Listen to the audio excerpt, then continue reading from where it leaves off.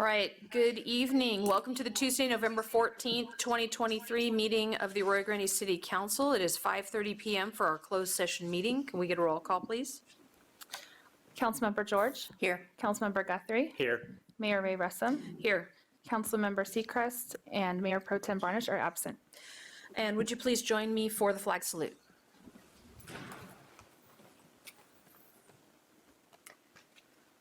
Ready? Not quite. Begin. I pledge allegiance to the flag of the United States of America and to the republic for which it stands, one nation, under God, indivisible, with liberty and justice for all. And we can note that Councilmember Seacrest is here at 5:31. And next we have closed session. I'm going to skip to item 5. Can we go ahead and announce closed session? Thank you, Mayor. For tonight, our closed session is conference with legal counsel, existing litigation. That's pursuant to paragraph 1 of subdivision D of section 54956.9 of the Government Code. The name of the case, In Re Aqueous Film Forming Foams Products Liability Litigation. That is a mouthful. Case number 218MN 2873 RMG. And the city is a phase 2 class member because it's a public water system serving more than 3,300 residents. Thank you very much. So I'll go back to item 4 and we'll open up public comment on closed session items. And seeing no one coming forward in chambers, let's see if there's anyone online. There are no members of the public online. All right, so we will adjourn to closed session and we will return for our regular meeting at 6 p.m.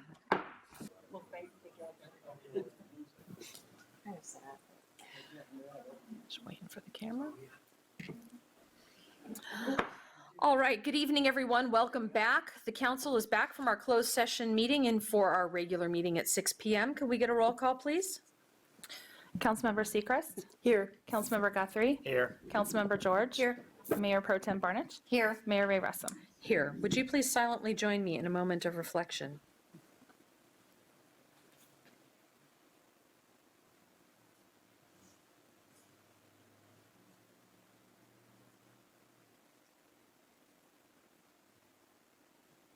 Thank you. And would you please join me in the flag salute?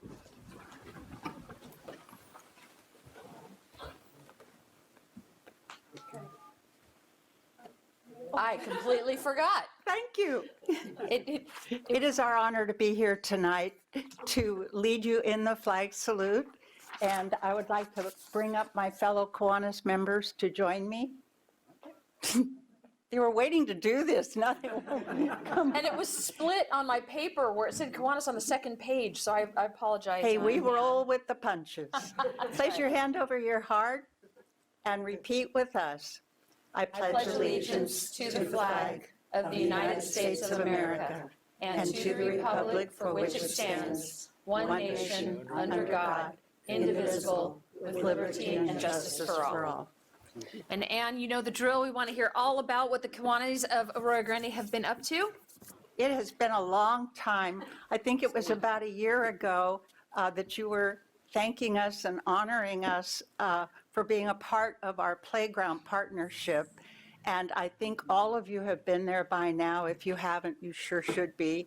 If you weren't part of it, there have been literally hundreds of children playing.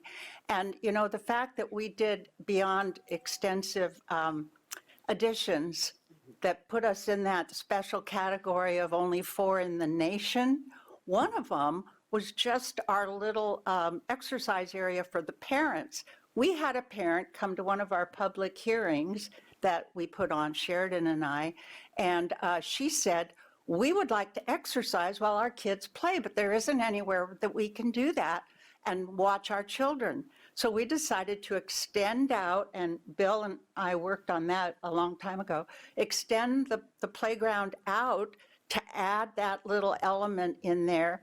And what that did was it also invited children to come and exercise. And they are. And we had the musical element. I mean, where else are you going to go to a playground find them? I won't talk anymore about it, but I just want you to know, I've been working on a proper sign for this playground for a year. And it's not done yet, but it's going to. We have enough money to put a proper sign up now, thanking everybody involved, the sponsors, et cetera. It will be very tasteful and you will be approving it. I'll submit it to Sheridan. She will submit it to you for your approval. And if you've got any thoughts and ideas on what you want it to look like, let us know. And so on that note, last year, I just wanted to give you some numbers because we've never done that. We are really a very poor Kiwanis club. We don't have a lot of money. However, we've been getting fireworks booths every time we're up for the lottery, and we have accumulated and saved and invested our money.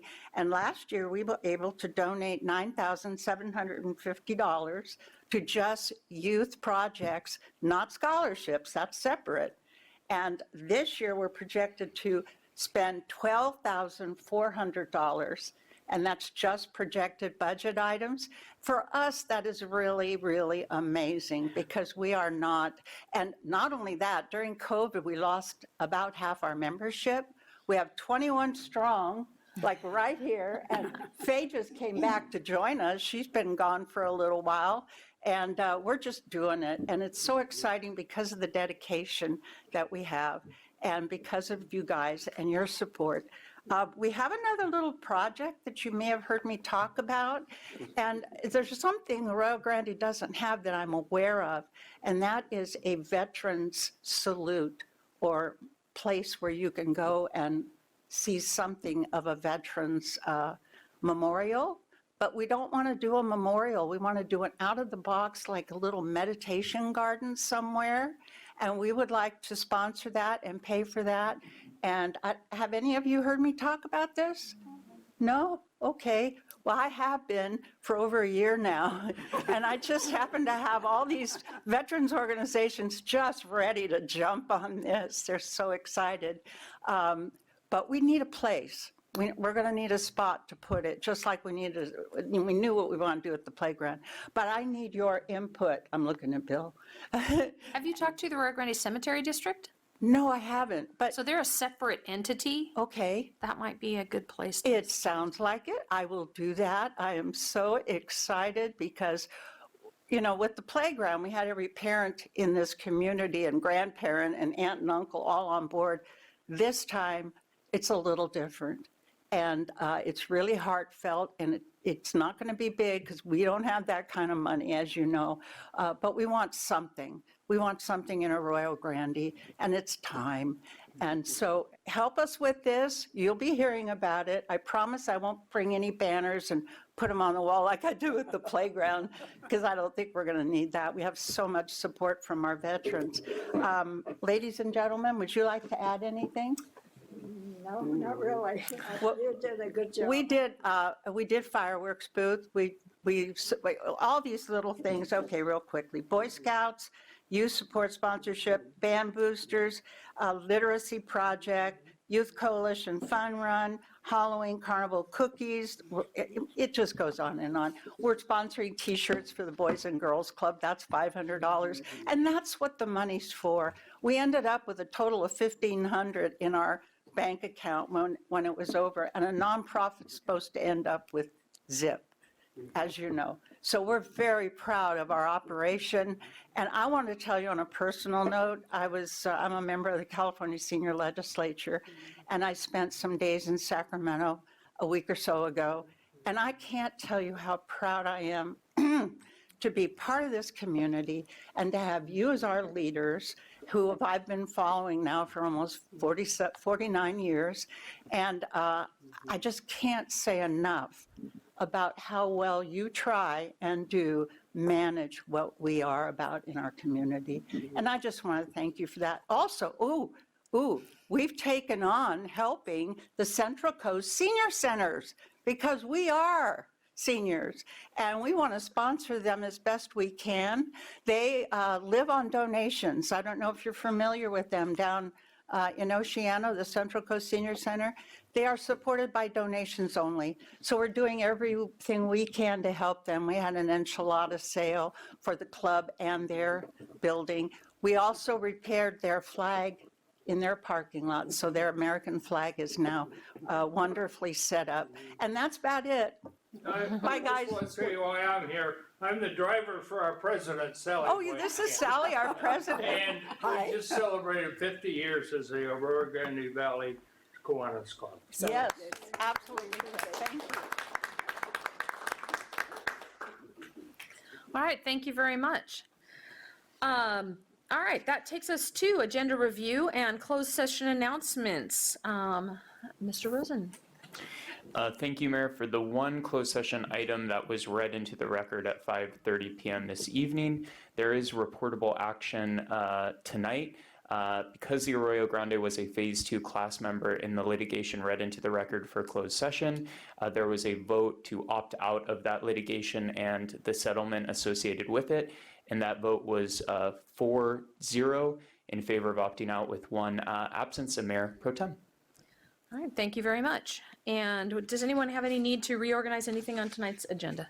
All right, we'll proceed as published. And item 5B, for brevity, I will move that all ordinances presented at the meeting shall be read in title only and all further readings be waived. Second. We have a motion and a second. All in favor? Aye. Aye. Any opposed? Okay, motion carries 5-0. Special presentations this evening. The first one is an honorary proclamation recognizing November 2023 as Family Court Awareness Month. And online joining us, we have Tina Swithin accepting on Zoom. So I guess I'll just do it from here because there's nobody going to meet me at a podium. It feels a little weird just sitting here doing that. Can we, is she there?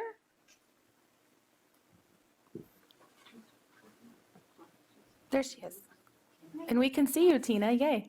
Hi. Hi. All right. So this is an honorary proclamation recognizing November 2023 as Family Court Awareness Month. Whereas the mission of the Family Court Awareness Month Committee, or FCAMC, is to increase awareness of the importance of a family court system that prioritizes child safety and acts in the best interest of children.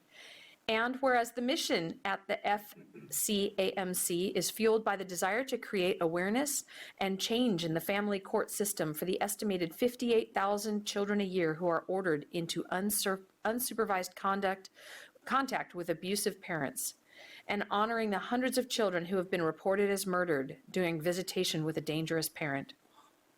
And whereas the FCAMC strives to increase awareness on the importance of empirically based education and training on domestic violence and child abuse, including emotional, psychological, physical, and sexual abuse, as well as childhood trauma, coercive control, and post-separation abuse for judges and all professionals working on cases within the family court system. And whereas the FCAMC strives to increase awareness on the importance of using scientifically valid, evidence-based treatment programs and services that are proven in terms of safety, effectiveness, and therapeutic value. And whereas the FCAMC strives to educate judges and other family court professionals on evidence-based, peer-reviewed research. Such research is a critical component to making decisions that are truly in the best interest of children. Now therefore be it resolved that I, Karen Ray Russum, Mayor of the City of Arroyo Grande, do hereby proclaim November 2023 as Family Court Month in Arroyo Grande and urge all our citizens to support their local community's efforts to prevent the harm of children in the hands of family members and to honor and value the lives of children. And we definitely invite you to speak. I would love to. Thank you so much.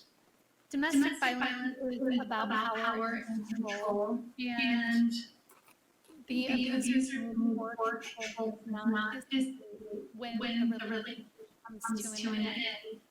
And in fact, many discover that separation and abuse is more people being abused in a relationship because the abuser knows children are going to empower and kill. Can I have you hang on for just 1 second? She can't hear us. Many people are taught to discover that family Tina? little to no training about such as domestic violence, trauma, separation, yet they are making decisions that affect the most vulnerable members of our society. And because of all of these things. Protecting one's children in family court is a scary and isolating journey, and it shouldn't be that way. So our goal is to plant seeds and start these important conversations so that our community members, our elected officials are educated on what is happening in the family court system so they can better support these brave survivors. So next time you hear of someone in your circle or in your community going through a divorce or a child custody battle, I ask you to tune in and ask them how they are doing. Thank you for this proclamation. Thank you for linking arms with us in awareness, because that is truly the first step towards change. All right, thank you very much. We did our best to hear you. We had a little bit of trouble at the beginning, but it got a little clearer by the end. So thank you so much for that. And would anyone at the dais like to speak? Okay, then we'll move on to item 6B. This is our honorary proclamation recognizing November 13th through 19th as National Apprenticeship Week. And here in chambers, we have Mr. Corey Black. Would you please meet me at the podium?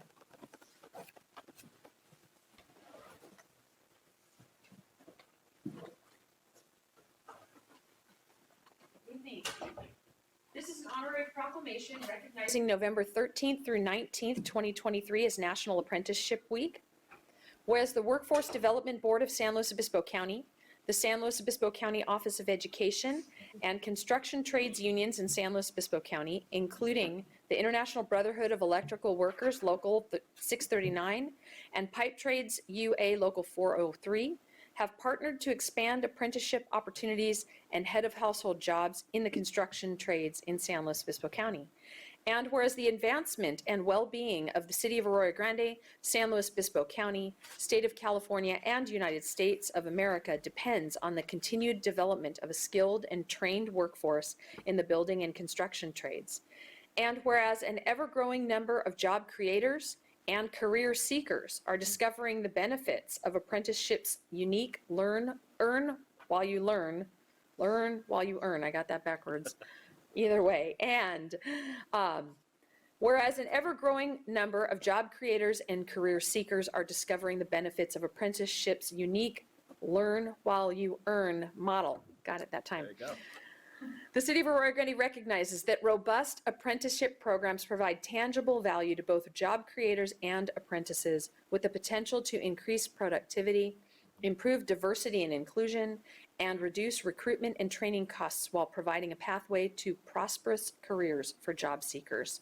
And whereas National Apprenticeships Week is celebrating its 9th anniversary of raising awareness of the vital role that apprenticeships provide in creating a qualified, highly skilled workforce in the building and construction trades across the nation and in the city of Arroyo Grande and the county of San Luis Obispo.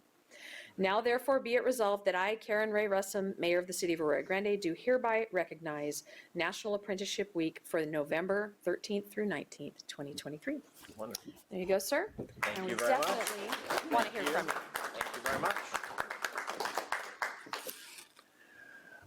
Thank you very much, Mayor, City Council, and City of Arroyo Grande for recognizing this week as National Apprenticeship Week. This is a 1 week a year that we take to try and draw a spotlight on the apprenticeship programs across the country, but here in San Luis Obispo County, where students get the opportunity, or young adults get the opportunity to work full-time while they learn a trade, a craft, usually in the evening through night school type programs. And these are pathways to middle class, middle wage jobs with pensions, with health care. And it's a way for us to keep our families here local so that our young people don't have to move out of the area in order to find jobs. We do an event every year during National Apprenticeship Week. This year's event was scheduled for this Friday, but because of weather, we've postponed it until December 6th. So please watch your emails for invitations to that. But it will be at the Plumbers and Pipe Fitters Training Center in San Luis Obispo on December 6th from noon to 3 p.m. So hopefully you'll all be able to attend, and anyone from the community is welcome to join. Thank you very much. All right, thank you very much. Any comments from the dais? All right, this takes us to item C. This is introduction of new employee Ryan Bird from our our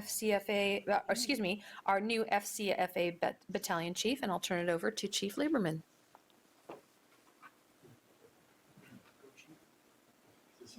Go Chief. Pressure.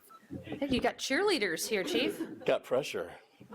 Good evening, Mayor, Council, staff, community. Steve Lieberman, Fire Chief with the Five Cities Fire Authority. This evening, I'm very excited to introduce you to Ryan Bird, our newest battalion chief. Ryan participated in a pretty extensive recruitment and assessment center process and was the successful candidate and passed his background investigation.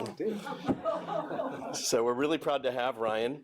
Ryan's got a great story that's very Arroyo Grande centric. He grew up in the Central Valley, came to the Allen Hancock Fire Academy, graduated from the Fire Academy, wanted to start his experience in the fire service, and became a reserve firefighter with the then Arroyo Grande Fire Department, working with Chief Terry Feebeck. He also filled in his fire experience. 16 years. I'm not there yet. Not there. No, he's already micromanaging me.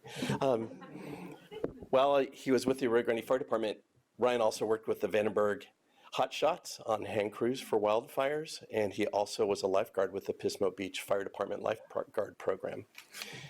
He did receive an offer for full-time employment with the Fresno City Fire Department and spent 16 years with Fresno City, gaining invaluable experience while maintaining his home and his family living here on the Central Coast. His children are all in the Lucia Mar School District, and Ryan is a Condors Club soccer coach. So he's very established in our community. It's amazing how many people, including some department heads here, recognize him as their kid's coach. The experience that Ryan brings is really, really going to benefit the Five Cities Fire Authority in the long run, and I'm really proud to have him. Ryan, would you like to say anything? Sure. Yeah, thank you, Chief. Thank you very much for having me this evening. I truly appreciate it. I'll make this very quick and short. I'm just very honored and blessed to be back serving the community, especially the community of Arroyo Grande, Grover Beach, and Oceano. Being back, it's changed quite a bit, and I have been nothing but impressed with the team that Chief Lieberman has formed and grown since I've been gone. It's a different fire department, new faces, new people, and they're exceptional, truly exceptional. And it's an absolute honor to be back serving. And I'm very proud and happy and very grateful for this opportunity. And I just want everyone to know that I'm going to do my very best for you, serve with pride, honor, integrity, communication, trust, and then commitment to everything that I just mentioned. So thank you very much. I'm honored to be here, and I look forward to seeing you around and get to know you all better. So thank you very much. I appreciate it. Welcome to the family. All right, anyone have comments to make?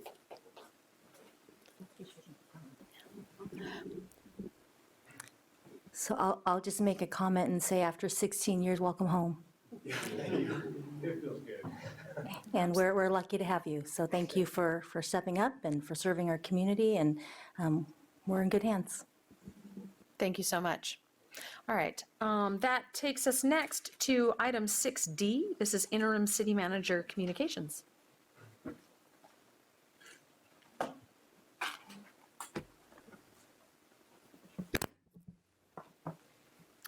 Good evening, Mayor and council members. I wanted to give just a quick update on two topics. The first is the Corbett Canyon, kind of the Tally Ho restoration, Corbett Canyon Creek, I should say. And that was a project through our Coastal Resource Conservation District, but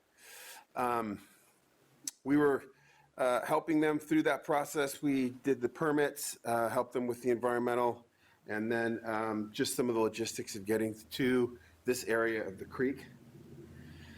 So the project schedule completed in October. That was the heavy equipment portion and the grading, revegetation. That was done by the California Conservation Corps.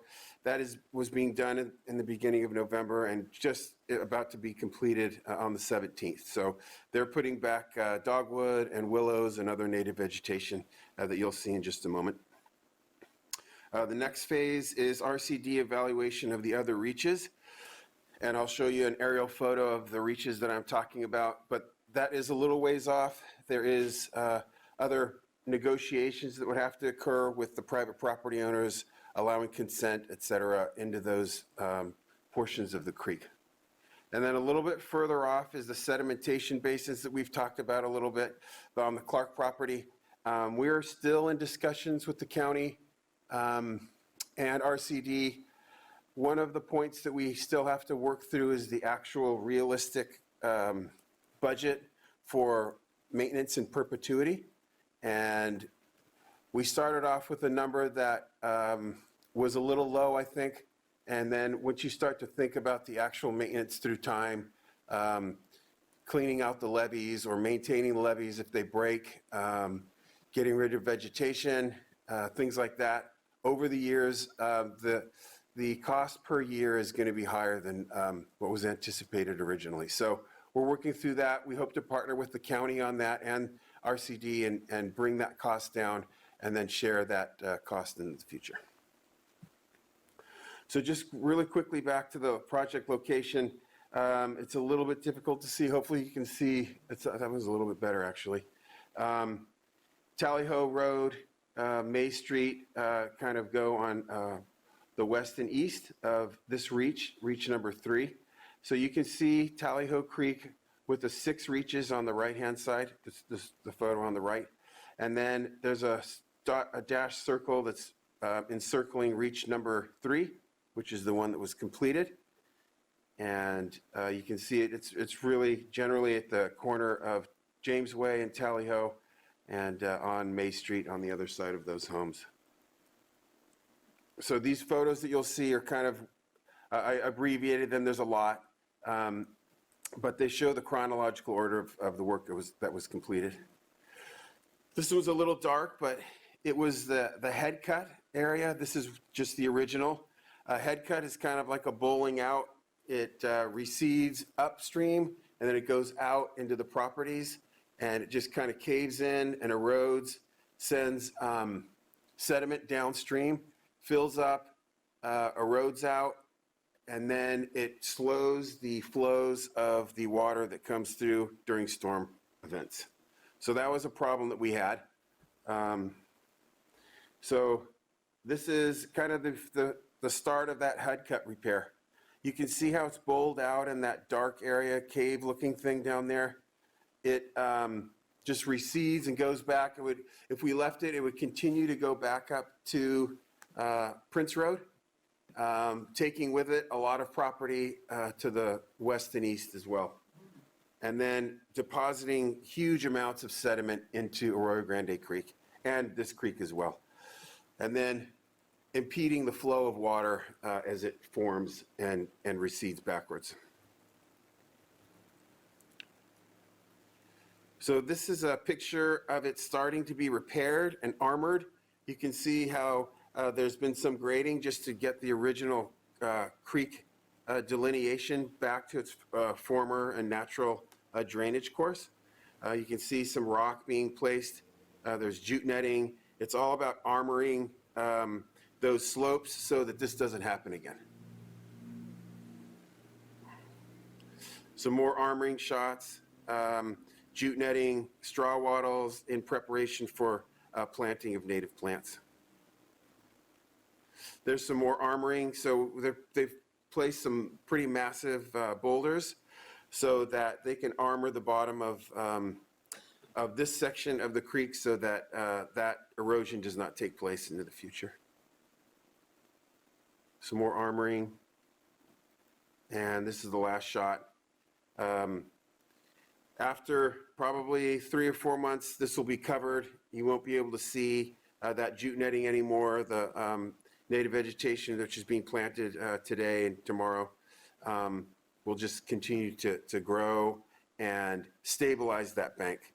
And that's really what we're looking for, is that stabilization. I can answer any questions that you have, and then I'll go to a quick update of the AG Creek portion of our debris clearing project. All right, let's see if the council has questions. Any questions to my left? Do my right? All right, please continue, Mr. Robeson. I mean, gosh, how's the weather today, everyone, as There we he go. prepares? All right, are you ready? Yes. All right, thank you. So this is the section as you go, the Tallyho Creek is a tributary of AG Creek, as we all know.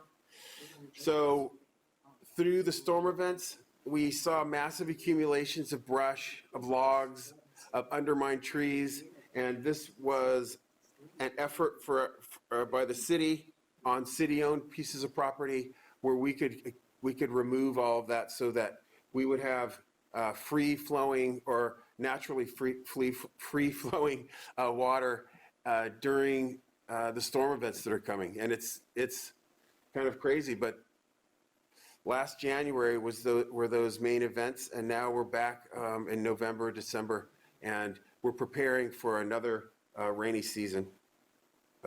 So let me just jump to that. So this project that you'll see in just a moment is completed between the October 16th and October 30th. It was a mix of in-house staff, our public works and engineering staff, and then contract services for like crane work and other rigging to take out the larger pieces of debris and logs.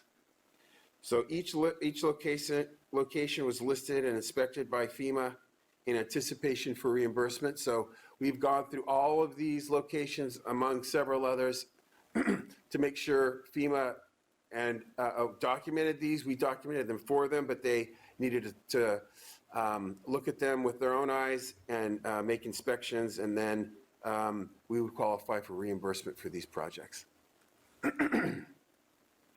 There was a governor's order that actually allowed us to do a little bit more.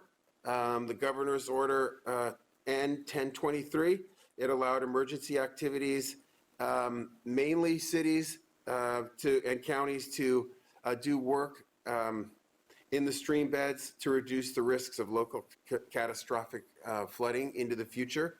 So it was in preparation of this year. So all of that debris and trash was really set up for removal through this order. These are a little small, but I'll work you through these. The village on this aerial photo to the right is located here. So you can kind of picture AG Creek going east to west in this white line. And there's just several areas or nodes that we have large amounts of debris, large amounts of logs accumulated. We had to take a couple out even before this project because some of those logs were lodged against Trafficway Bridge, for example, and we couldn't let them remain because they were posing a risk to that structure itself, to the bridge structure. Here is AG High School right in this area. So you can see we're going down or going east to west. The Grebe Bridge on Fair Oaks is here at the bottom of that. Just tons of accumulated brush and logs. Here's some other shots. That's going back towards the east. Paulding Middle School is in this shot. Wasner Road is going across as well. So more accumulation. Here's a few before and afters. So we were allowed to take overhanging vegetation out, mainly trimming, and then if there were undermined trees, like the root system was bowled out underneath, we were allowed to take those out as well. And we did that in several locations. So you can see how clean this is now. It's going to flow more, the volume is going to take more water, and the flow rate will be much higher. Bill, can I ask a real quick question? It is not, it's not time to do that. If you'd like to have public comment later, we can do that, but please let him continue. Yes. All right, I'm almost done. Here's another shot of the Grebe Bridge. We did have some close flooding to the homes in the surrounding areas. They didn't flood totally, but we had some sheds flooding and backyards flood. So we wanted to avoid that this time around. So we have a lot more flow area here as well. This is Kiwanis Park. So if you go down that ramp behind Olhan Alley and that parking area, there were huge amounts, it's difficult to see here, but there were large amounts of logs. They're about 40 feet long. We had to have a crane service come in, cut those up, rig them, and then pull those out. Tallyho Creek, going back to that, this was an in-house, our staff did this work where under that executive order, we were allowed to remove vegetation and remove sediment so that the flow underneath that Caltrans bridge would release and flow much better rather than swell up and go out onto Tallyho like it did in that, under the intersection of Prince and Tallyho like it did this past season.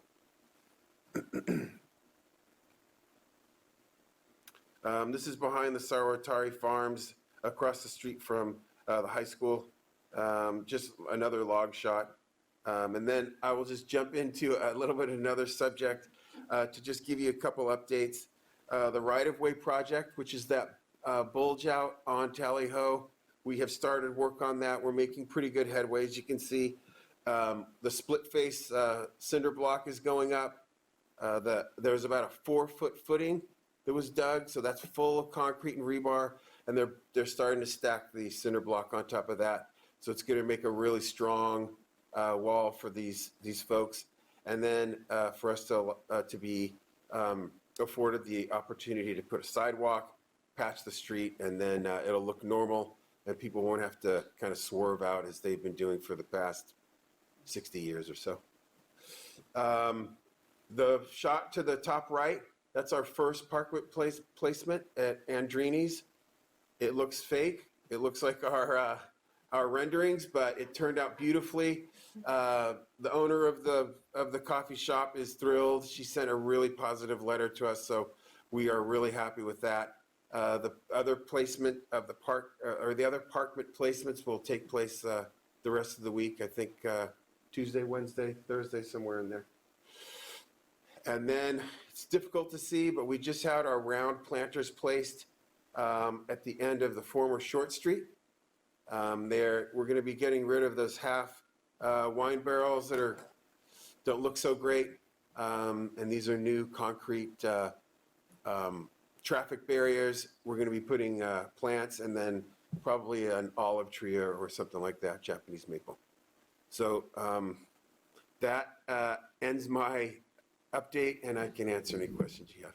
Thank you. So just for the public, the council will ask its questions, and then we'll open up public comment, okay? So let me check over here. Any questions? Any questions? Yes, Councilmember Seacrest? Yes, thank you. Bill, so you mentioned that both of the creek repairs would qualify for FEMA reimbursement. How much? I mean, all of what we did? So what we showed, so I should probably make a delineation. The first set of slides are a resource conservation district project. So those are not FEMA qualified. That's all on private property. The second round, which I just showed in AG Creek, those are all, they all qualify for FEMA reimbursement, and that's in the $110,000 range for all that work that you saw there. That's great. Thank you. Is that 100% reimbursement? On that particular project, yes. Thank you. And Councilmember George? Okay. I've got a question on the tally, you still have it up there, oh wait. Yeah, on that Tallyho project, on the right-of-way thing, I seem to remember there was a really large palm tree with a root ball just kind of sitting there. Is that gone now, or am I just? It should be gone. We removed. Did we remove it? We removed the trees for them, and yeah, so that all the trees on top of that in the yard were removed because they were kind of right on the border of the property line. And then I received a inquiry, I can't remember, on social media just a couple days ago, and they asked about Kiwanis Park, and whose responsibility is that to restore it back to park-like status? Well, I think it's probably a partnership between the city and the Kiwanis Club. That park is difficult because when we have medium to large storm events, it just floods out. So all plantings get washed out, the bark gets washed out. So we're going to try to come up with a better plan, something that is safe, but not really seen as something that's permanent either. It can be kind of underwater, and we may have to take one of those. We're going to have to take out one of the concrete set picnic tables, but right now it's not at the top of our priority list. But we'll take a look at our CIP list for the coming year and see if we can fit that on there. And is that city property? It is city property. That's one of our 16 parks? That's right. Got it. Okay, great. Thank you so much. All right, so let's open up public comment. So if you'd like to ask a question, please come on up to the microphone, and you may do so. My questions were answered. Okay.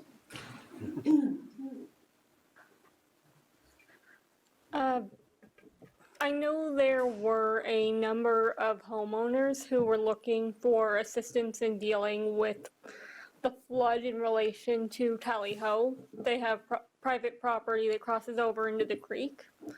Were they able to get any work done as part of this project? Okay, thank you. Any other comments on the city manager's report? Okay, let's check in with our city clerk.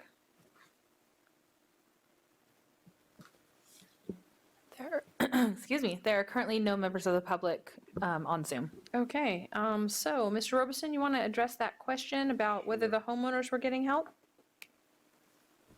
Sure. So when it comes to private property, the FEMA reimbursement is much different. So as far as the city's involvement in trying to get reimbursement for private property, the city's not involved in that. We have no authority there. So it's up to the private property owners to contact FEMA and try to, learn and discuss what type of reimbursement that they can get for any work or damage that's happened on their property. And I can also add in, we've been CC'd in on quite a bit of the correspondence that they do have a neighborhood group that's working together, that's been working with our community development director to help get some, not only information out, but also the help organizing in what they need to do to be able to move forward, perhaps with a more regional plan to deal with what's down there. Mayor Pro Tem? I'm wondering if the speaker was referring more to the RCD project where there was obviously work done on the Tally Ho Creek, and I was under the assumption that all of that property is privately owned. So were some inadvertently were some of the homeowners helped out because we did the work, we in conjunction with the RCD did the work in the areas of the creek that are privately owned, or no? I thought that was on the north side of the bridge. Well, Were we on the north or the south? if you look at this reach, that whole entire reach and all the reaches that you see on the screen are all private property. So RCD has the ability to go through grants to get grant funding, and that's what they're doing here in kind of a piecemeal process. But they've started at reach number 3 that you see circled, but up the creek, I think, is that what you're asking about? Well, what the photos that you showed us, I recognize some of those as being on the Reach 3, which was my understanding that was privately owned property. So, like this, for instance, Yes. this is private property, correct? That's correct. Okay, so we did, not we, but the RCD did help out some of these property owners by clearing this away. So Yes. hoping to alleviate future problems. Maybe that's what Yes. you were asking about. And that's kind of the pattern that they're going to go through with Right. us to work on the other segments. Yeah, okay, The other reaches. okay, great. And then I just have a question unrelated. It's a city manager question. I thought maybe you were going to bring it up, and I forgot to bring it up at our meeting yesterday, but it might be useful to the public. The restrooms at Heritage Square Park have been vandalized, shut down, opened back up, vandalized, back and forth. I had a member of the public reach out to me and ask me because they had tried to use them when they were closed down. But do we have cameras there? Because I'm surprised if we do that the vandalism, it keeps happening if they can see the cameras, the people that are vandalizing it. We do not have cameras there at this point. Oh, okay. We plan to have cameras there. We do have officers there patrolling and walking the area at certain points of the day so that we can start to alleviate that graffiti and damage to the restrooms. Okay, how soon will we have the cameras there, do you think? I just hate to keep spending money to have things ruined and. We have a bid that we have approved. Your council's going to approve that, and then we will go full bore on construction. Yeah, The bid's on our approval That's list or right. our consent for our next meeting. that's right. So we're anticipating starting that project in probably mid-January. Thank you. Yes. All right, any other questions? Yes. Oh, okay. So the laws that regulate. We need your mic. The laws that regulate stream bed modification are really strict, and there's a lot of good purposes for that, but I'm really thrilled to see that the governor saw how beneficial this could be for everyone. And I think it's just really impressive, what did you call it, the head cut repair? Sorry, in the armoring of Corbett Creek. That thing just goes sideways. That was unbelievable, and I'm still talking about it, but it's still unbelievable what it did. And obviously this is gonna help a lot. And also the dig out of the Prince-Tally-Ho intersection of the creek there, that also was a small ocean that no one could drive through. So I think that's just really great. And I think everyone really appreciates that. Thank you.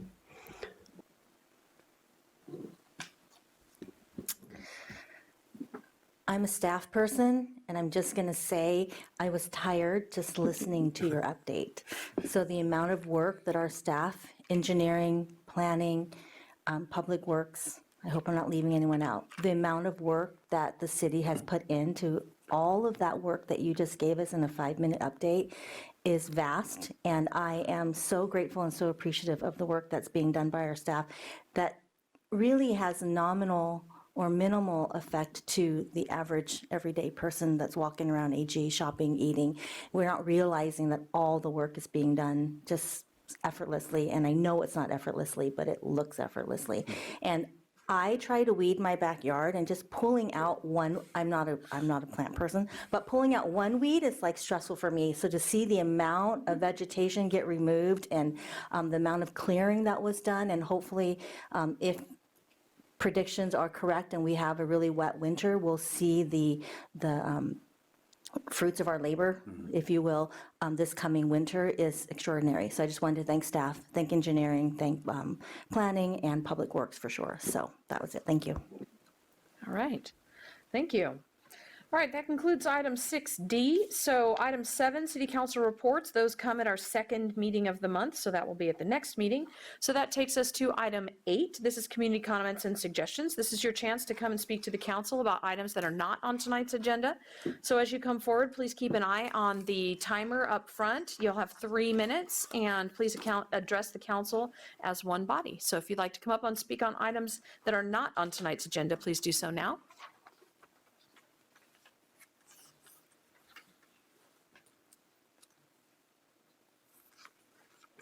Is this the same as public comments? Yes. Okay. So three weeks ago, when you had your meeting, I came to talk about the night construction, and I wanted to return because I just want you to know the impact that this is having on me. For 2 weeks following that meeting, I had to leave every night and drive to a relative's house at 10 p.m. and sleep there and come home at 6 a.m. every morning to get ready for work for 2 weeks. And the past week has been okay, but I noticed that, you know, at Mason and East Branch that the work has not been completed or done. And so I anticipate a lot more, nights of sleeplessness and unless I leave. So I first wanted to just let you know that, this has a great impact. And also, last time I was here, some questions were asked of the city and of the city manager, and about the calculus used to weigh the health and safety of students or of others to the residents. And I just really wasn't satisfied with some of those answers, because first of all, we were not all residents were even notified, and I've found other residents who live within 1 block of the downtown who were not notified, as I was not. And so any calculus would first have to know how many residents were affected and notify them. And then secondly, also the interim city manager mentioned that they had interfaced with the business community, but no interface had happened with the residents, with the residential community. And we were the ones who were going to be affected the most. There was no way for us to ask questions about it. They allowed the agrarian hotel to say, you have to tell us within 2 days when you're going to do work here so that we can move all of our people back, all of our hotel people into the back of the hotel. But I mean, did we get any consideration like that? Nothing happened. And I really wanted to come here and say something, because I hope this isn't setting a precedent that whenever the city wants to do work in the downtown section, that you're going to do it at nighttime.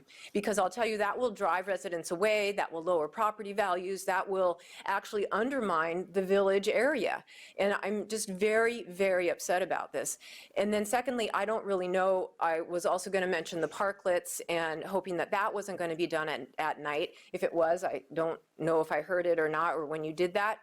But if it wasn't, you were able to do that during the day and take care of traffic and take care of people who were walking along.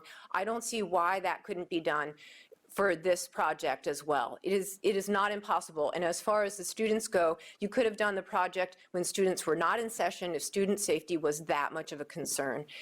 And I know that they did a project over by Harlow just the other day. So I'd like you. Thank you. Would anyone else like to come forward on items not on tonight's agenda? All right, seeing no one in chambers, let's check in with the city clerk. There are no members of the public on Zoom. All right, then we will close public comment and we will move on to our consent agenda. And this is items 9A through 9E. There's only 5 tonight. So first I'll check in with the council to see if anyone would like to pull something for separate consideration or to ask a question. Anyone? And I just have a quick one on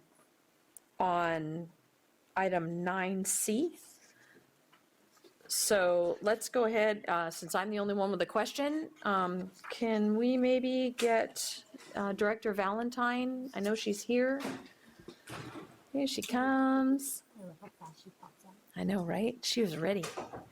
Did you have a track start back there? All right, Director Valentine, forgive me. I think I read this right, so I didn't give this to you ahead of time because I just didn't think it was that important to get it to you ahead of time. In the consideration of the fiscal year 2022-2023 year-end financial status report, we basically had less expenditures and more revenues, which I could see doing some back-of-the-napkin math is somewhere in the neighborhood of, when you total that up, a $3 million difference. Is that correct? That is correct. So my question is, we spoke a while, and maybe, I'm not even 100% sure if this question is for you or for Bill. A while back, we talked about maybe drafting a policy of what to do with those unplanned overages that weren't budgeted in the cycle. And we talked about putting together that policy. I don't believe we ever did. So A, where are we at with that? And B, what are we going to do with the extra $3 million that's sitting here that was not part of our budget considerations? We have not drafted that policy yet, to answer your first question. And then we will be bringing forward the first quarter financial status report with a full update of what we're carrying forward, but that doesn't address the revenues exceeding the expenditures. So we can bring an item forward to your council either with the mid-year report or a separate item to consider how to spend those funds. I think what we were trying to do was have a policy in place so that it happened automatically. If I remember the council's discussion on that, but maybe you could refer back to that. I don't know if that's best wrapped in the mid-year budget review, which that sounds good, but if we're talking about a policy change, that would be a separate item. So I think, and I don't know if anybody else is remembering what I'm remembering, and maybe I've lost my mind, so that's entirely I possible. remember being very, very similar, as I'm not sure automatic was quite the word, but that there would be a specific consideration each year of using the money the next year instead of letting it build up as we have in the past. Yes. Yeah. Okay, so then if that's the memory, when is the mid-year that's February, right? It is usually February, yeah. And when's the first quarter one? The first quarter one will be either on, I'm going to say December 12th. 12th, is that the meeting day? We would probably want to wait until the audited financials come out with the annual financials, annual comprehensive financial report. But February is the mid-year report, and we can likely do it then. Okay, perfect, thank you. All right, that was. So just a follow-up question, because we hear this every time about the waiting for the auditors, and I remember that for a few years, we were behind on the audit, 5, 6 years ago. I honestly have just never seen a significant change. You're from the right. auditors. There will likely not be a significant change. It's just to, cover our butts a little bit and get the actual financial stamp of approval from the auditors before, if we did spend something and they came back and said, oh, 100,000 of that should not be counted towards prior fiscal year revenues. It's really fiscal year 23, 24 revenues. Something like that would be the only reason why. So we do have reserves, but. Yes, you are correct. I suppose if we set a policy in place that went into perpetuity, we would want to wait until after the audit. Okay. All right, seeing no other questions, let's go ahead and open up public comment. This is your chance to come forward on items 9A through 9E. Would anyone like to speak on those items? Okay, seeing no one in chambers, we'll check in and see if anybody joined us online. There are no members of the public online. Dang, we got an easy one tonight. Okay, well then we will close public comment and we will bring that back to the council for discussion and consideration. Madam Mayor, I would move for approval of items 9A through 9E. Second. We have a motion and a second. Can we get a roll call, please? Mayor Pro Tem Barnish? Yes. Councilmember George? Yes. Councilmember Seacrest? Yes. Councilmember Guthrie? Yes. Mayor Ray Russom? Yes. Item 10A is public hearing to consider the user fee study and adopt a resolution updating user fees set forth in the comprehensive fee schedule. And look, it's Director Valentine, like magic. Good evening, Mayor and council members. I'm Nicole Valentine, the Administrative Services Director. Tonight, we will, I'm basically saying what the mayor just said, but tonight we will conduct a public hearing to consider the user fee study and adopt a resolution updating user fees set forth in the comprehensive fee schedule. I will turn our presentation over to Tony, our consultant with Wildan Financial Services. And then, Tony, I can run the PowerPoint for you here. You just tell me when you'd like me to transition the slides. Great, thank you. You can all hear me, right?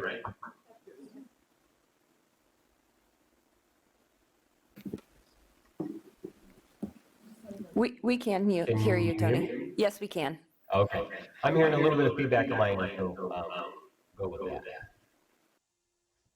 All right, go ahead and go on to the next slide and I'll start talking. So I'll just start off. I'm Tony Thrasher, Wildan Financial, the project manager for the study.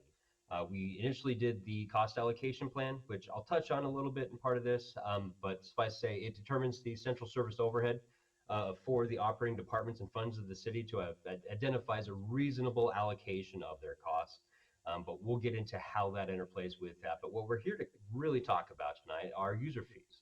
And so I first want to start off kind of definition of what those are. So for user fees, they are services that are provided with limited to no community benefit. The idea being that through me requesting a service, I'm receiving a benefit that no other is receiving at that time. And so as such, state law requires individual use of the service be voluntary, and fees must reasonably relate to the services that are being provided. Fee adoption is determined through council vote, and we are not including, this is the other very important piece, we're not including development impact fees, utility rates, taxes, or other things that are operational costs of providing a service. Next slide, please. So why do we need to update the user fees? Well, The cost for these services that we're including, they predominantly exist within your general fund. It's your departments, all the departments in the general fund providing those services. And so if private benefits aren't being charged fully or being subsidized, it can impact your unobligated funding sources. So it can reduce your ability to fund community benefit type things like public safety programs and things of that nature. And over time, it can actually impact your service quality if you don't have enough staffing or funding for those departments. And on the other side, it's just important for you to know, well, what is the cost of providing your services so you can make educated determination of where you want to set your fees. And it is required by state law so that you know what your costs are, so you could set fees based off those costs. Next slide, please. So within the study itself, there's two primary or two overarching objectives. The first is determining what the costs of providing services are. We start off with a review of the fee schedules with your departments to go over what services are being provided, the structures of the fees that you have in place, to modify those, adding new fees as needed, eliminating obsolete fees. And then we use fully burdened hourly rates and program cost analysis to calculate the full cost of your services. Once we know what those full costs are for all the services, then we move over to the next objective, which is providing suggestions for new fees based off of your current fees, where they are now, what those full costs are, and suggested fees that might get you to your cost recovery goals. This again satisfies the state law of knowing your costs, so you could set a suggested fee, but also as you'll see within the appendix, for public safety and recreation, there's a lot of subsidy involved with those services, and there will be moving forward. But for those that are typically seen as private benefit services, like your planning, building, engineering, those are typically sought to get more of a full cost recovery for services. Next slide. Now, already touched on it involves most of the departments. I won't read them off there, but suffice to say that pretty much every department has user fees. So they were included within the study itself. And so we can kind of skip on to the next one where I'll start going through some of this. These types of studies are very data intensive. We start off with building the model around a lot of that expenditure data, staffing structures, salary and benefits. So we do incorporate central service overhead. So these departments can't provide services without human resources and finance and management to support them. And so we do allocate those costs in a cost allocation plan that's included within the final appendix of the report. So you can see the detail of how that was determined. And we divide salary and benefits position by productive or billable hours to account for when they're on the job, recovering that cost of them providing that service, as well as their holiday pay, as well as paid leave and things of that nature. And then we incorporate those productive rates with the overhead to calculate a fully burdened hourly rate, and in conjunction with time estimates for what it takes to provide those services, calculate full costs. Now, the entire process through each step of that calculation, we're working with the departments to make sure that the way that we're incorporating data, they provide through the process is proper. It makes sense based off the way service provided. So there's really no way to do this type of study without everyone being involved and getting full buy-in through the process. Next slide, please. Here's a graphical representation, kind of the steps of the study. Go through it quickly. We start off with the data collection, the initial data collection to build the model itself so that we can calculate the overhead as well as the hourly rates. Then we meet with the departments to update their schedules, get time estimates for providing those services to get to full cost for all the services. Then we go through and set suggested fees for your consideration and build the report around that. And then we come to you for a public hearing consideration for adoption. Now, there's hundreds of user fees within the study itself and within the appendix. So the next slides are meant to be a representation or a summary for each of the departments who are included.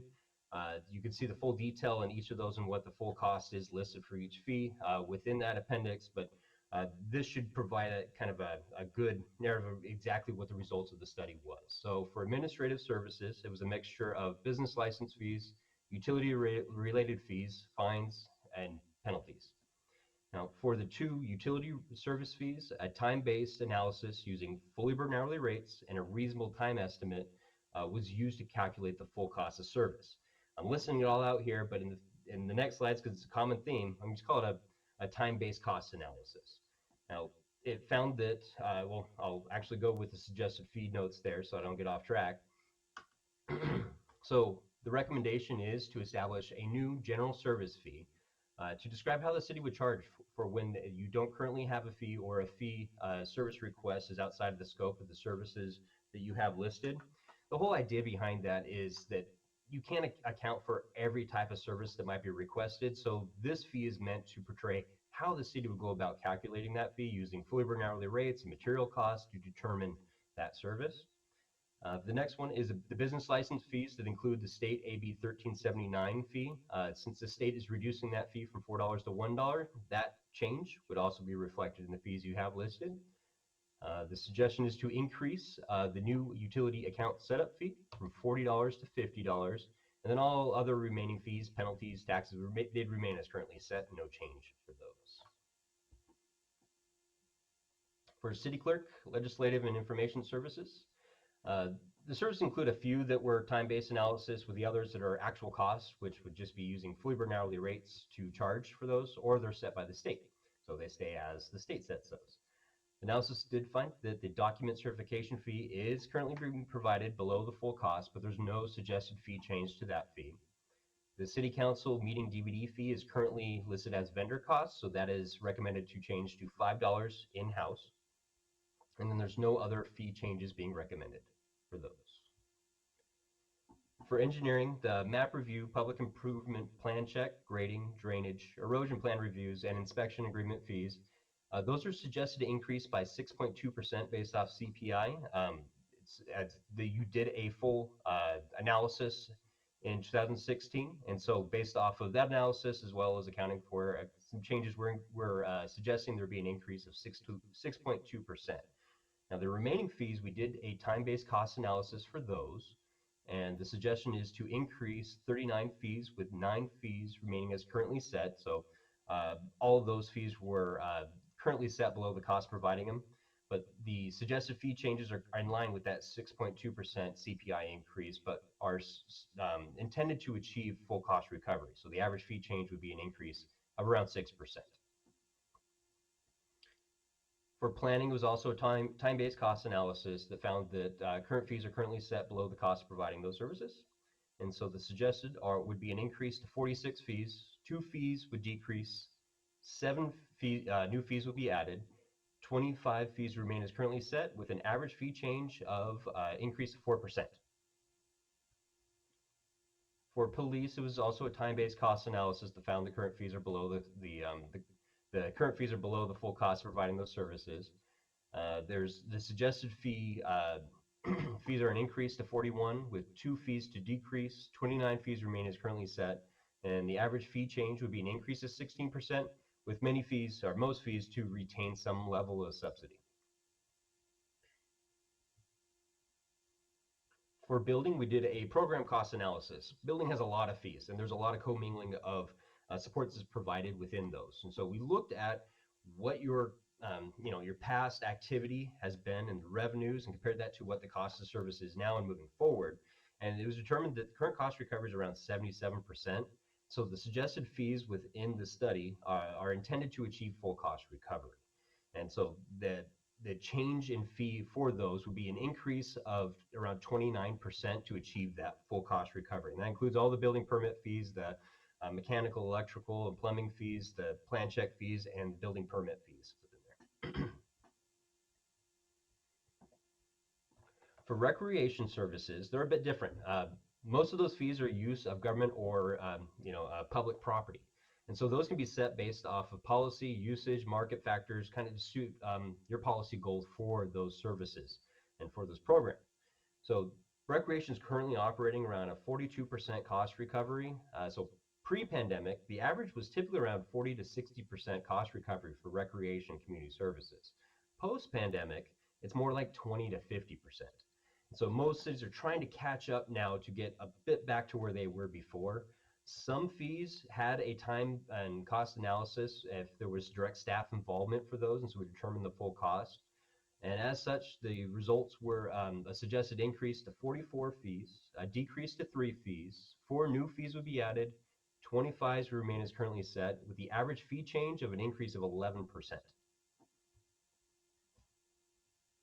For public works, it was also a time-based cost analysis that found that most current fees are below the cost of providing them. And the recommendations are an increase to 12 fees, 1 new fee would be added, 5 fees would decrease, 6 fees would remain as currently set, and the average change would be an increase of 13%, with the goal being full cost recovery for those.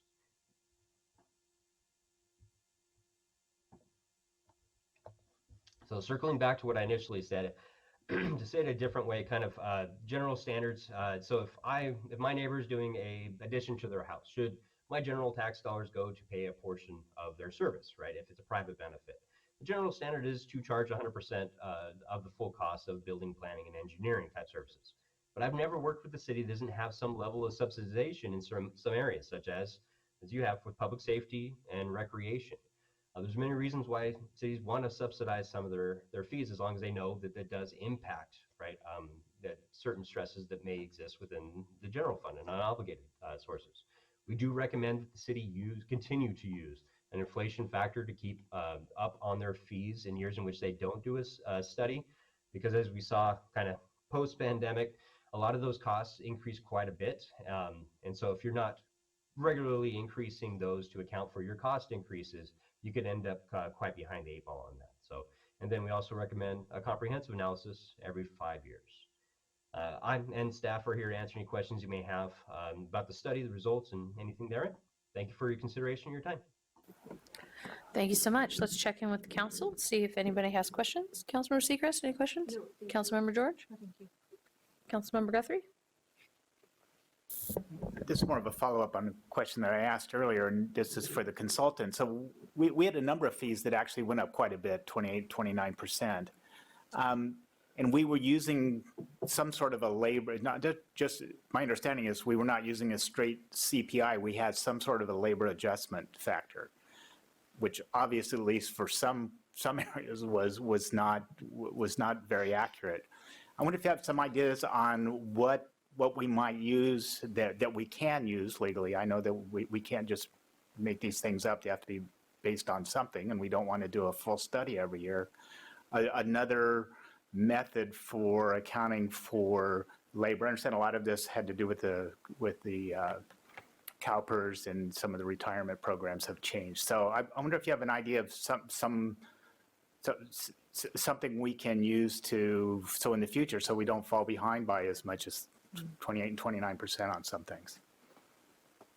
Sure. So while CPI is the most predominantly used inflation factor, using something like your personnel factor or a public staffing cost factor is a better reflection of cost. But when you go through such turbulent times like we had recently, even with CPI can't accurately reflect what kind of changes you're seeing in personnel and benefit cost increases over the years. So it's kind of a unique time that we went through. And we're seeing this sort of jump even in many cities that we're using some sort of inflation factor. It is important to be tied to a factor as opposed to it being arbitrary when you're doing these sort of increases, specifically so that you're not straying out of determining your own cost versus spending, right? So using a GDP price inflator may be one way when you have a changing basket of goods to reflect what your cost changes are. But really, if you're using personnel factor, that's likely the best way to go about it, even if it comes up first sometimes. Then I guess I'll ask staff, is that what we were using, was personnel factor? That was what was directed in 2016 to use, yes. All right, thanks. All right, Mayor Pro Tem, any questions? No. I just had a question that I just wanted to daylight here because I asked it earlier of Brian, so you weren't CC'd on that.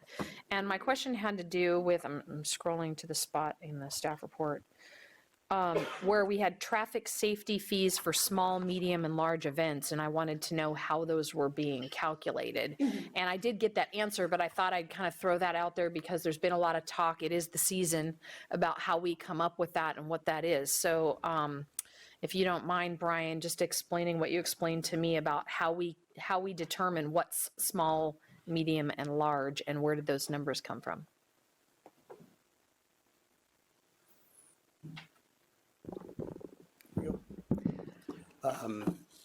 Sure. Brian Pedrotti, Community Development Director. good. You have it right there already. Good. We essentially were working with, over time, when we had a road closure, we would bill the applicant for all of the kind of almost like a time and motion of what the city would put into in terms of resources. So this became time consuming with invoices and staff time and trying to account for everything accurately when we actually did a road closure. What we did instead was to try and determine kind of tiers of events that would reflect some of the closures that already occur in the city. So we have an AG traffic event small, a event medium, and an event large. And so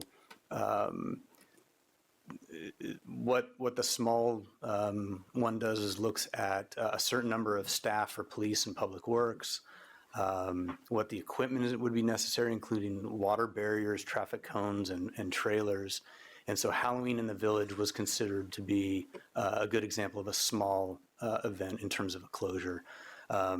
Medium event would require more barriers, more staff time, and that was determined to be similar to a holiday parade closure. And then a large event, again, additional time, additional signs and traffic cones and everything. An example of that was the Harvest Festival Parade. So by hopefully capturing that ahead of time, working with the police department, with public works and planning staff, we're trying to capture what the cost of that would be so we could have a fee ready to go for when those events were proposed in the city. And then when do we collect those fees? So if someone comes forward, let's call it the Harvest Festival, and I don't know why I've never even asked this question before. It never occurred to me until just now. And they have a permit to do this. Do we collect the fees ahead of the event, or how do we do that? Or do we collect some portion of that ahead of time? So the Harvest Festival, there's a resolution set in place, so there aren't any fees. The city provides that. I guess I used yes, the wrong that's thing. okay. Sorry. But Halloween in the Village would be a great recent example. So we include the information of an estimate in the staff report that comes before your council to approve the closure, and then it takes about 2 months after the event to bill the applicant.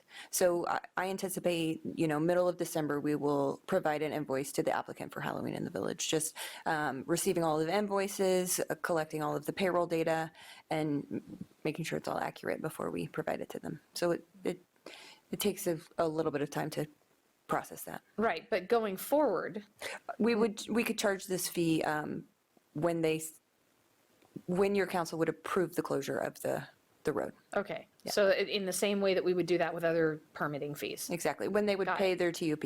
Got it. Perfect. All right. Thank you very much for that. Okay, let's go ahead and open up public comment. Would anyone like to come forward on item 10A?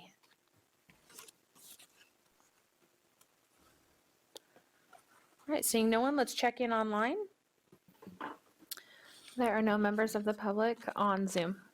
It must be getting close to the holidays. It Must always be. slows down at We this. only have Sheridan on Zoom right now, so. Hi, Sheridan.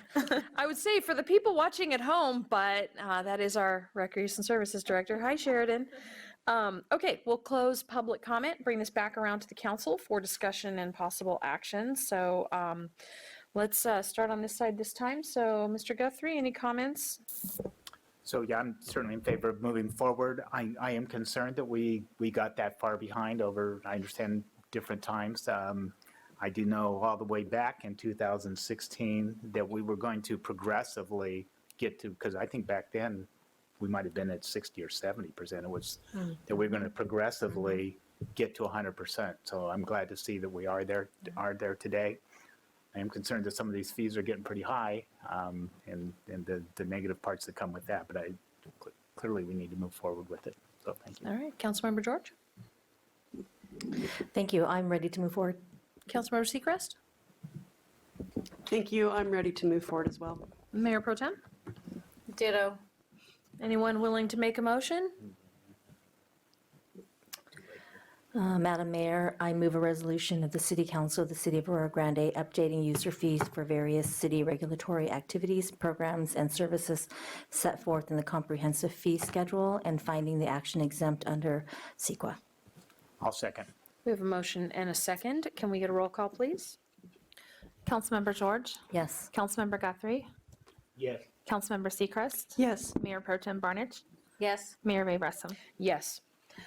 That takes us to item 10B. This is a public hearing to consider introduction of an ordinance amending Title 16 of the Aurora Grande Municipal Code regarding restrictions on irrigated turf and finding this action exempt from the California Environmental Quality Act.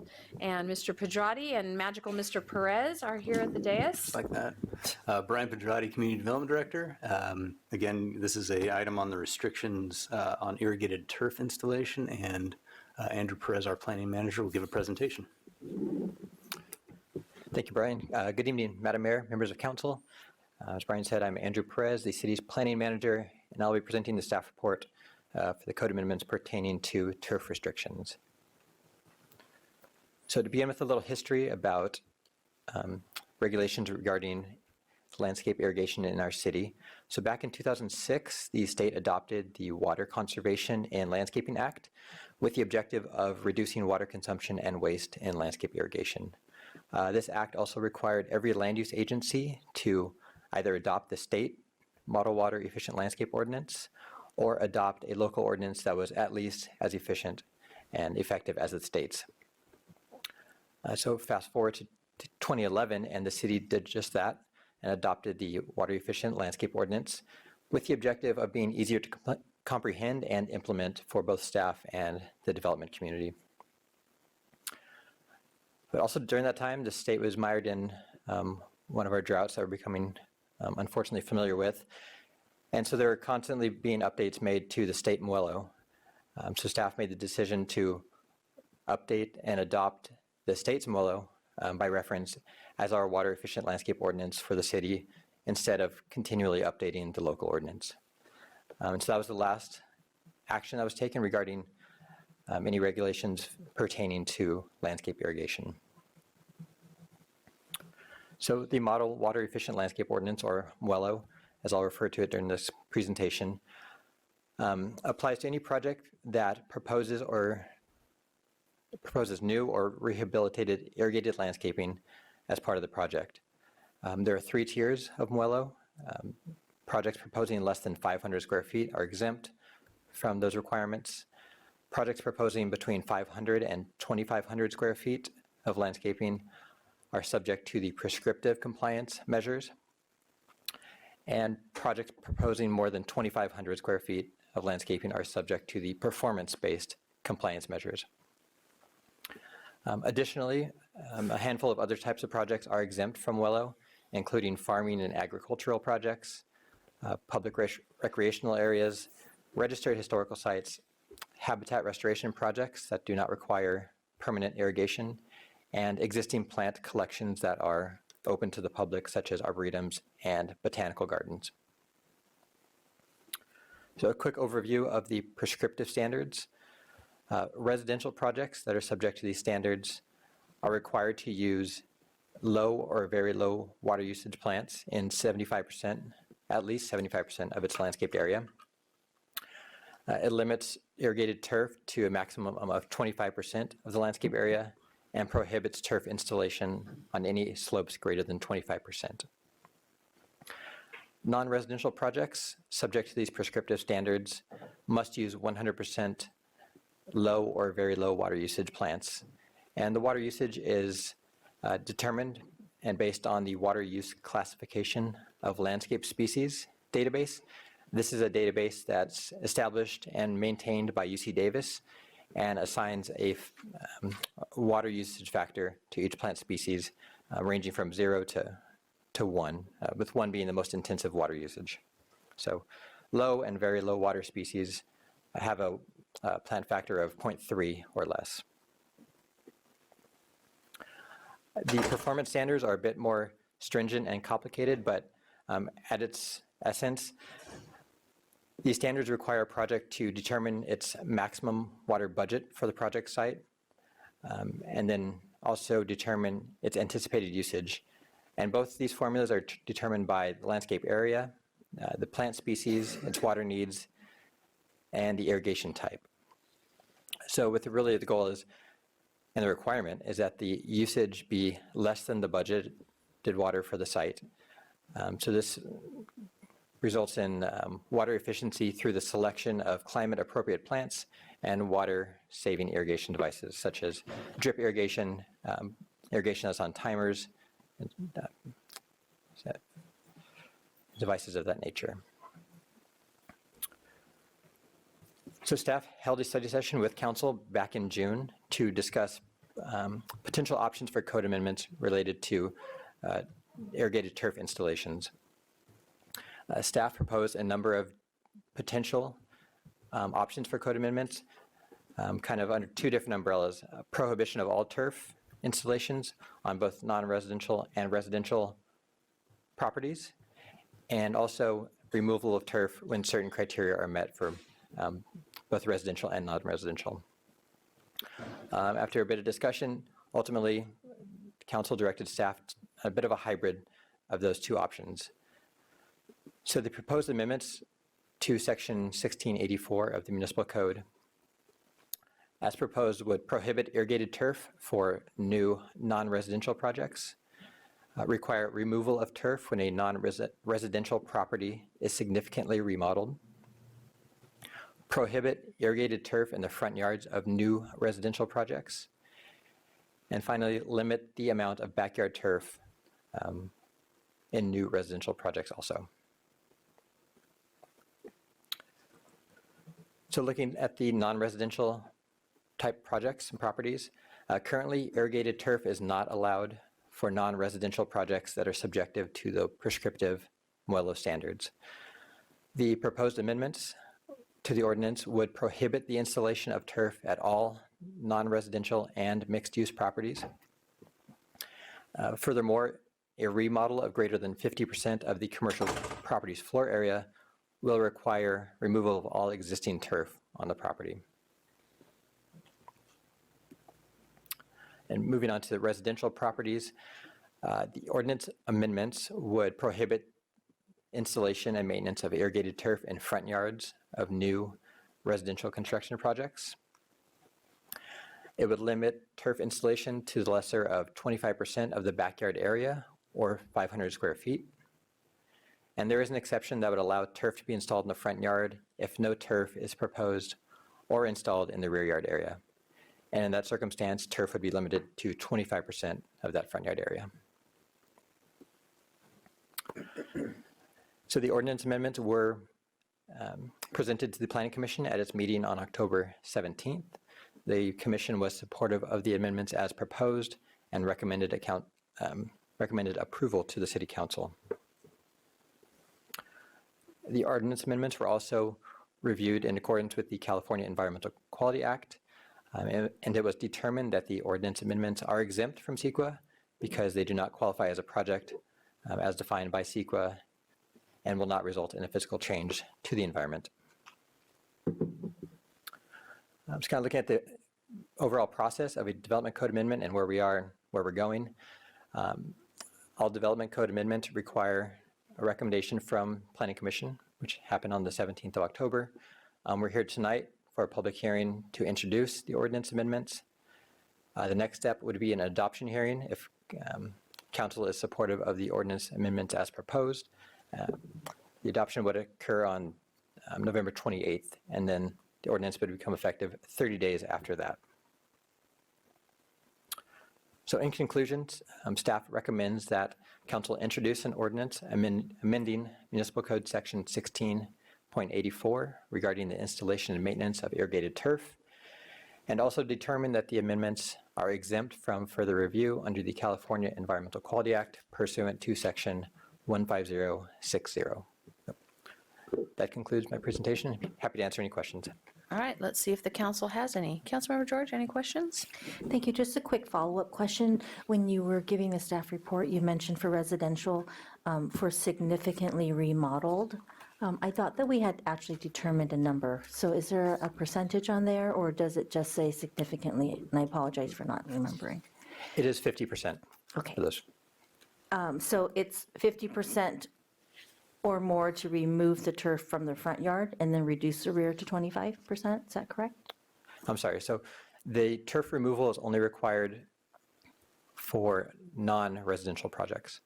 There are no provisions in the ordinance that would require removal of a turf on a residential property. Okay, I just haven't, and I apologize, I have in my notes from when we had discussed during the study session that it was require remodels of 50% or more to remove turf from the front yard and reduce rear turf to 25%. So is that not reflected in the ordinance? It is not. Okay. Yeah. So what is reflected in the ordinance for residential remodel if it's a significant remodel? The ordinance amendments don't speak to remodels of residential properties. Okay. Thank you. That's my only question. I'll circle back later. All right, thank you. Councilmember Seacrest, any questions? Thank you. My memory is the same as Councilperson George's, so I'm just curious on remodels of residential. Okay. Councilmember Guthrie, any questions? No questions? And Mayor Pro Tem, any questions? No. Ditto. All right, let's open up public comment. Would anyone like to speak on item 10B? And seeing no one in chambers, let's check in with the city clerk and see if anybody is with us online. If any members of the public on Zoom would like to make a comment, please raise your hand.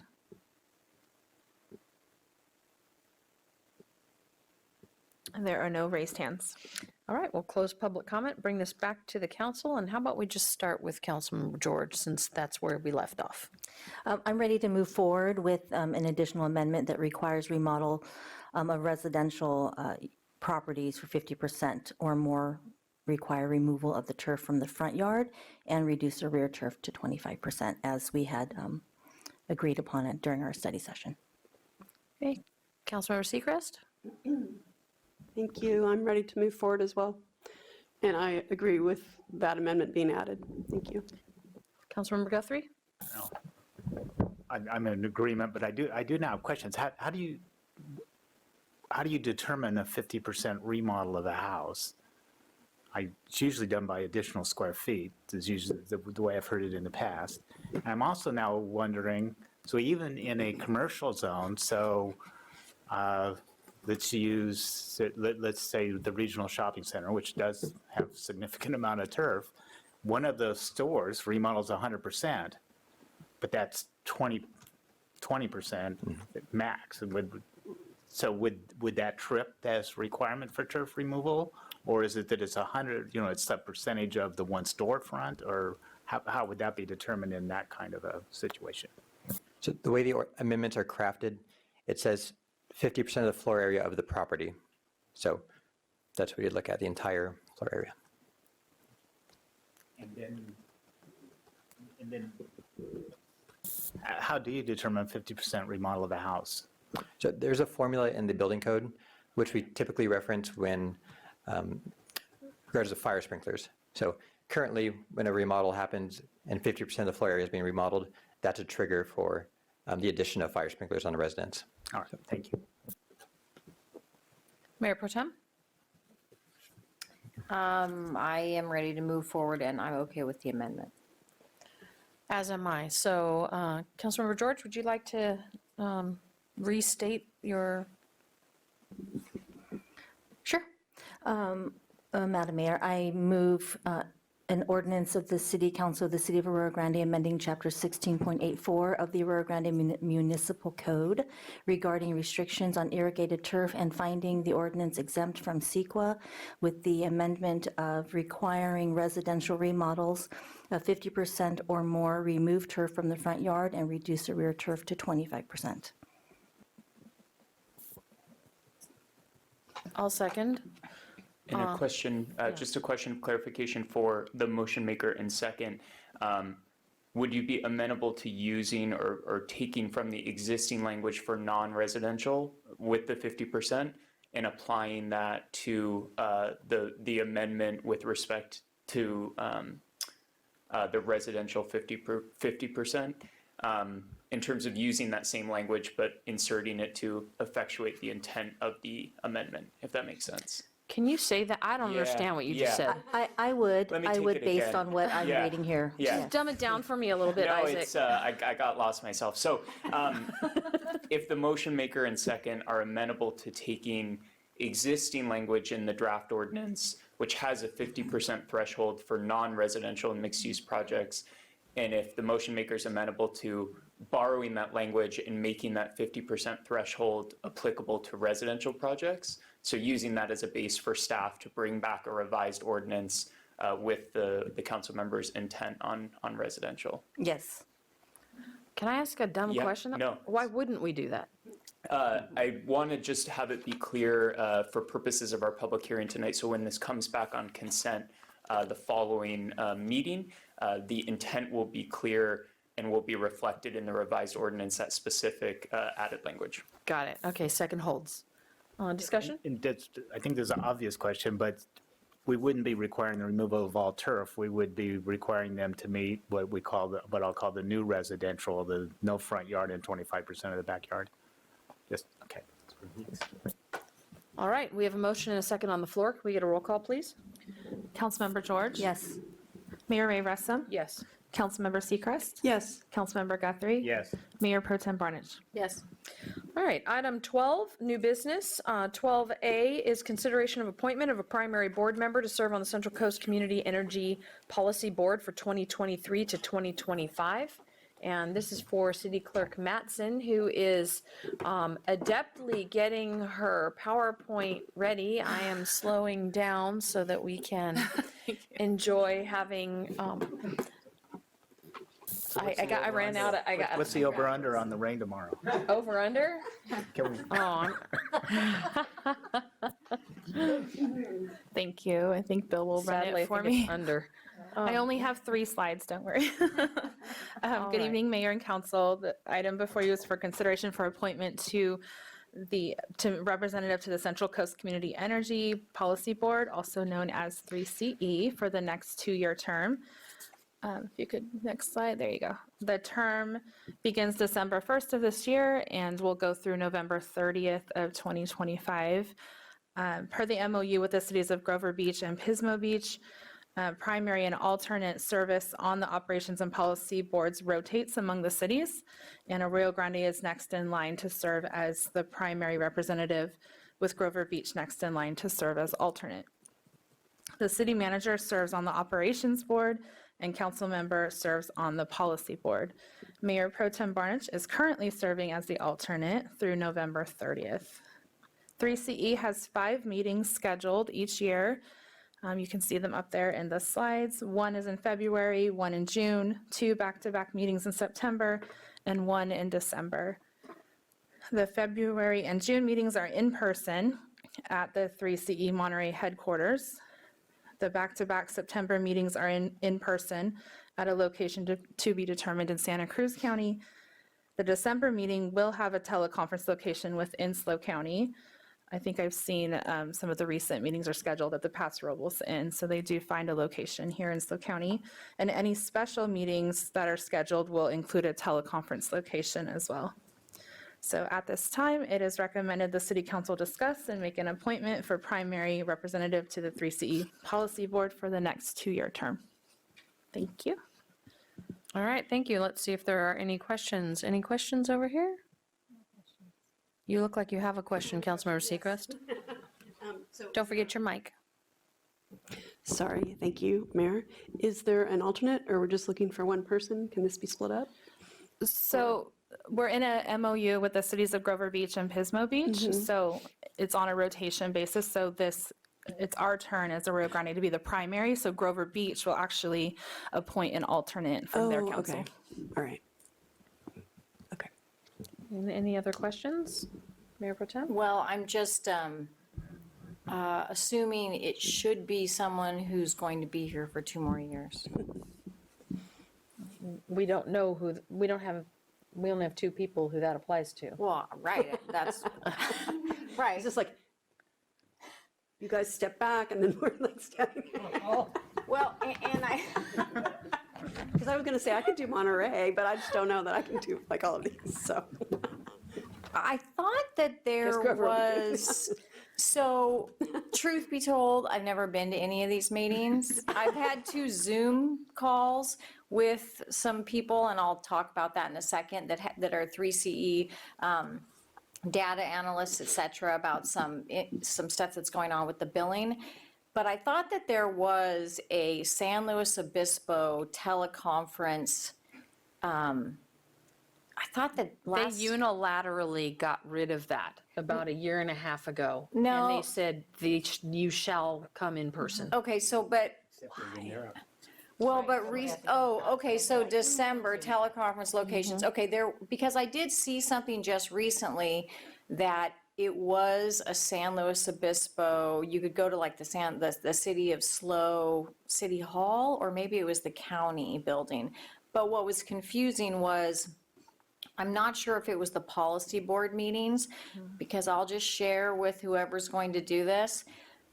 This is the most confusing set of emails that you get, because you get so many emails and there's all these different committees and board and meetings, and you never know, is this for me? Is this just an FYI? So this is very helpful, Jessica, because this is very helpful. But I just want to let the person know that you'll be thoroughly confused, because I don't think they quite have it all rolled. It's not, it's not as smooth as maybe a board that's been in existence for a really long time. They went through a significant leadership change as well. Okay. So perhaps it will get better, question mark? So I'm actually interested in doing this, but. Oh, okay. thank the Lord. I'm interested in the Monterey, but Santa Cruz is pretty far. Don't solicitate. So moved. Councilmember George, because this means you're going to have to handle a couple of RAC meetings. I will take the RAC meeting. Wow, that says a lot. That says something right there. That says something I'll right tell you, there. yeah, so, and NDPs has done a great job of running them very quickly. Hopefully the new person will. They've been done at 3 o'clock every an hour and a half. So, and it's possible I'll need some, which I also think is you might have to cover one of the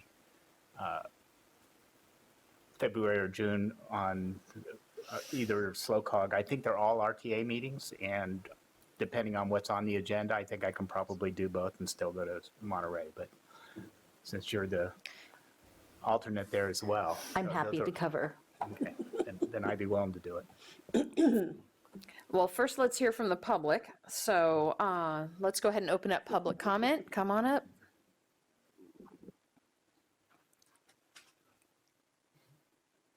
I'm not quite sure how much public comment this counts, but Guthrie, can you adjust your mic? It's easier to tell when I'm listening more to the speakers, but it's not really picking you up very well. Oh, okay.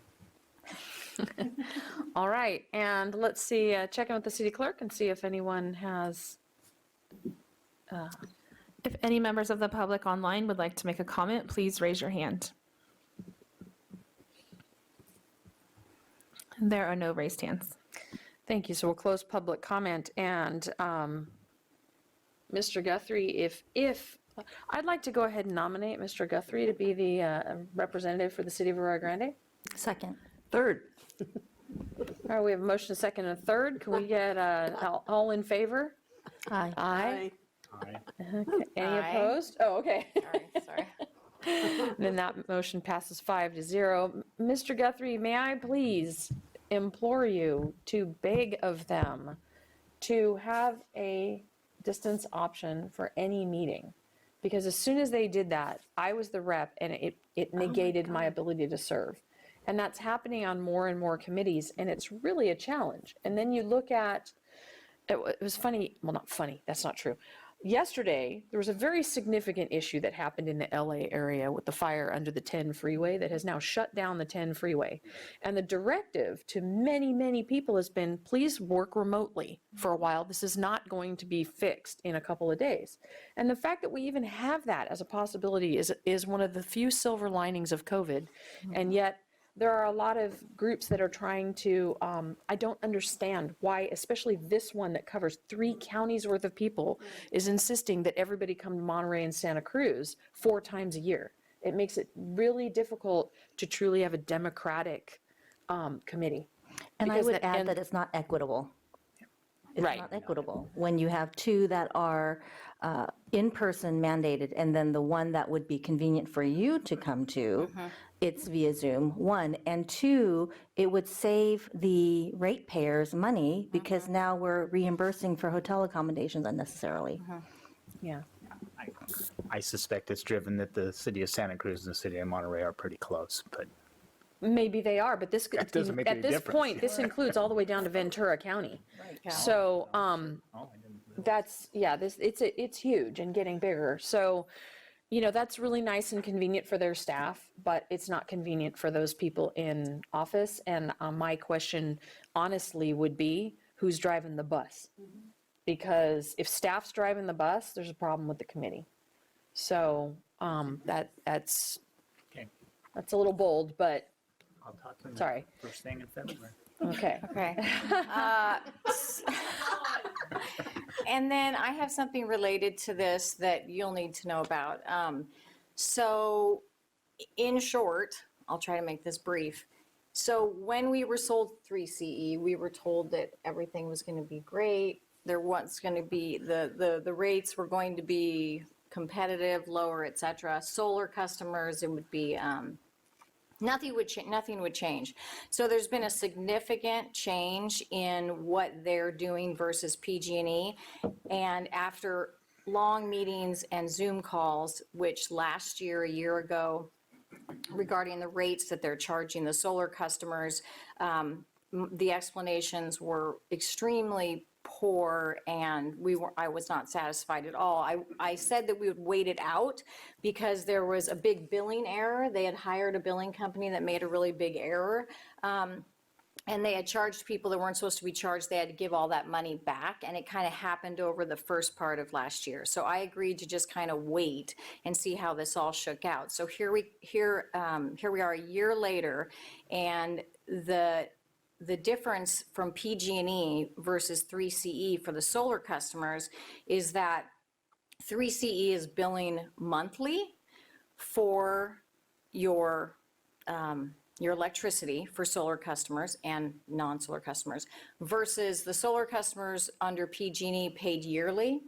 So this is really, I've had so many people reach out that are completely confused by their bills because they get a PG&E bill and then 3CE is in there also, and there is no way a normal person that's on solar can understand the bill. It's so confusing. So what happens with 3CE now is because they're billing and they're truing you up in the winter months when it's freezing and cold, now all the solar customers are having to pay for, they never had to pay in the past. Because they built up. Right, because it was running through for a year. So basically, as long as your solar system was efficient, which it should be if you put solar on your home and you paid, you know, $20,000, $30,000, $40,000, $50,000, you made it so that you wouldn't have a bill. That's the idea, to build the system up. So now 3C is billing monthly, which is a huge change. For some customers, it's going to be thousands of dollars, and they just put in solar. So when we talk to 3CE, they acknowledge that they understand why I was upset, other ratepayers are upset because we were kind of sold something that was going to be no changes at all. Don't you have the ability to switch back to PG&E for $5? So yes, and that's a possibility.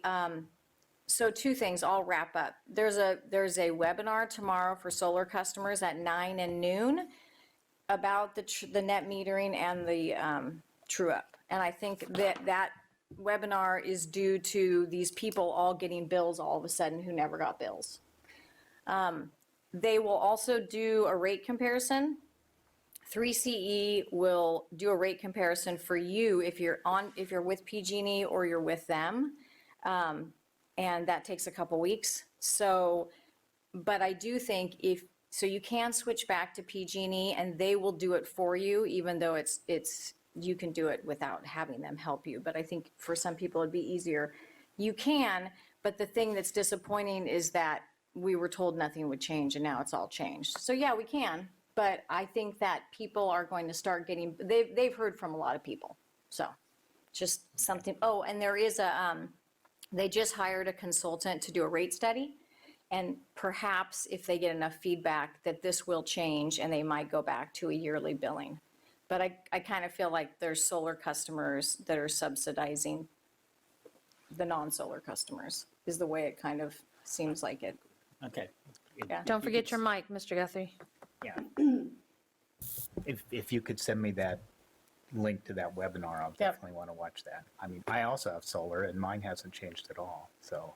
But that's because you're just going to get your true up and go to zero now. Okay. Yeah. So no, it's good until now. This is when you'll see a bill December, January, February that probably you wouldn't have seen with PG&E. Because I didn't last year. Okay.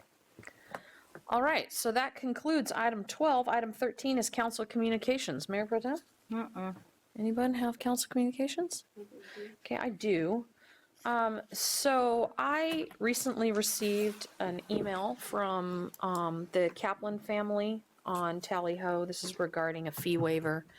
And the email went to me and Assemblymember Addis and Congressman Carbajal. Strangely, it did not go to Supervisor Paulding. And I guess, basically what it said was Morro Bay. I was on there too. Oh, you were? With you, Okay. yeah, for some reason. Okay, maybe it was CC'd in a way I couldn't see that or Okay. something. Essentially, it said Morro Bay was able to do this, so we'd really like you to take a look and see what you can do. And what are you saying? I'm sorry to interrupt. I think I got that too, but I thought it was from Don Addis's office. There was something that came from Don Addis's office afterward. So that is as a result of that conversation. And the thing that came from Addis's conversation really honestly came out of a phone call that she made to me, where I was explaining the point of view of the city of Arroyo Grande. She was explaining her point of view, and one of her assistants is one of the council members in Morro Bay. So they said they would send us some stuff. I forwarded that to Bill. I cannot unilaterally direct staff to take a look at what we could potentially do under our municipal code. I am putting out there that if anyone else wants to have that come forward as a discussion item, now would be the time. If not, it dies for lack of a second and we move forward with the way that it has been explained to us in the past. So I'm putting it out there. If someone would like to second it, then it would go forward into staff taking a look at what might be able to be done. That is up to you, and see how it goes. Don Addis called me as well and spoke about the same thing. I did ask staff just questions for information about the amount of money and how many other people might come forward, et cetera, et cetera. I was told you were going to bring it up. I'm happy to at least have because I don't have any information to be able to say it's a great idea or it's a horrible idea. So I would be interested in at least having the information. I also spoke to Don Addis, and I would be interested in having the information. The concern that keeps coming back is probably what everyone's concern is, which is using city funds to help individual people. But I think it would be helpful to have the staff look at it if they can, because then we could, whatever happens after that, maybe it's going to be more clear for folks. Well, and to be clear, I have made no promises, nor have I made any decisions that I would support a fee waiver. But if there are other communities who have done it, that allows us to have that conversation. So I don't know, Bill, if that's enough to, how this might look coming forward, because that would, we would certainly, I think, look for a staff's recommendation after you have a chance to look at everything, and especially its applicability across others in like situations, because whatever we do for one, we must do for all. And we have to make sure that we're doing what Councilmember Seacrest says, which we're not doing gifts of public funds. And another piece of that is sort of the unintentional precedent that we would be setting, especially in the face of climate change. So what are your thoughts on that?